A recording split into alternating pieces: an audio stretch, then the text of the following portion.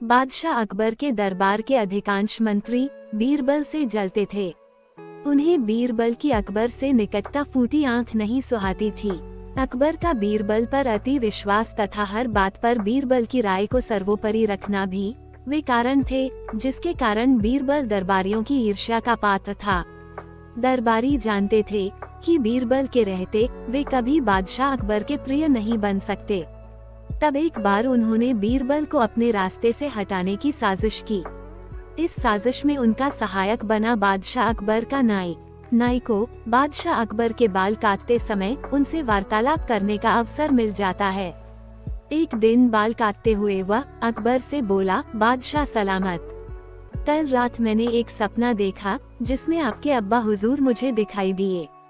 अपने पिता की बात सुनकर अकबर भावुक हो गए। वे बहुत छोटे थे जब उनके पिता की मृत्यु हुई थी। भावुक होकर उन्होंने नाई से पूछा, अच्छा कैसे लग रहे थे अब्बा हुजूर? अपनी बात में अकबर को रुचि लेते देख नाई ने अपनी चाल चल दी, वो ठीक लग रहे थे हुजूर। उन्होंने मुझसे कहा कि वे स्वर्ग में हैं और बहुत आराम से हैं। बस एक चीज की कमी उन्हें खलती है। वह क्या? अकबर की उत्सुकता बढ़ने लगी। हुजूर, वहाँ उनका मनोरंजन करने वाला कोई नहीं है, इसलिए वे खुश नहीं रहते। स्वर्ग से जब भी वे बीरबल को आपको लतीफे सुनाते हुए देखते हैं तो सोचते हैं कि काश बीरबल उनके पास होता। उन्होंने आपके लिए पैगाम भिजवाया है कि बीरबल को उनके पास स्वर्ग भिजवा दिया जाए। बीरबल अकबर को अति प्रिय थे, लेकिन अपने पिता की इच्छा पूरी करने के लिए उन्होंने निर्णय लिया कि वे बीरबल को अपने पिता के पास स्वर्ग भेज देंगे। अगले दिन उन्होंने बीरबल को अपना फरमान सुना दिया।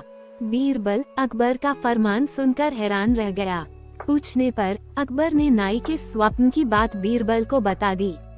बीरबल को समझते तनिक भी देर न लगी कि ये दरबारियों की उसके खिलाफ साजिश है और इस साजिश में नाई भी उनके साथ है।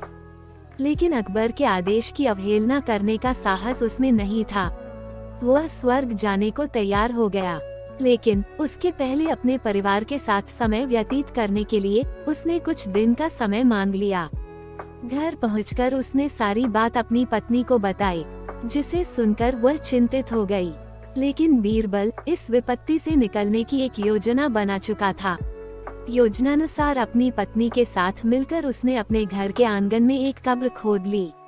साथ ही उस कब्र के भीतर से अपने शयन कक्ष को जाती एक सुरंग भी निकाल ली। कुछ दिनों तक घर पर रहने के बाद बीरबल अकबर से मिला और बोला, जहां पनाह, अब मैं आपके पिता के पास स्वर्ग जाने को तैयार हूँ, किंतु आपसे मेरा निवेदन है कि मेरे परिवार की परंपरा अनुसार मुझे मेरे घर के आंगन में ही जिंदा दफना दिया जाए। अकबर बीरबल की बात मान गए और उसे उसके घर के आंगन में बनी कब्र में जिंदा दफन करवा दिया। योजनानुसार बीरबल कब्र से लगी सुरंग से होते हुए अपने घर आ गया। उसके बाद 2 महीने तक वह घर पर ही छुप कर रहा। 2 महीने बाद वो अकबर के दरबार में पहुंचा। सारे दरबारी उसे देखकर हैरान थे। बीरबल के बाल और दाढ़ी बड़ी हुई थी और वह बड़ा ही विचित्र नजर आ रहा था। उसे इस अवस्था में अपने सामने देख अकबर ने पूछा, बीरबल, तुम वापस आ गए, हमें बताओ हमारे अब्बा हुजूर कैसे हैं और तुमने अपनी ये कैसी हालत बना ली है? सब ठीक तो है? जी जहांपनाह, स्वर्ग में सब ठीक है। मैं आपके पिताजी से मिला और उन्हें खूब सारे लतीफे सुनाकर उनका मनोरंजन भी किया। आपके पिता खुश भी बहुत हुए। लेकिन बीरबल ने कहना जारी रखा, स्वर्ग में नाई का ना होना एक बड़ी समस्या है, इसलिए तो मेरे बाल बढ़ गए हैं और दाढ़ी भी।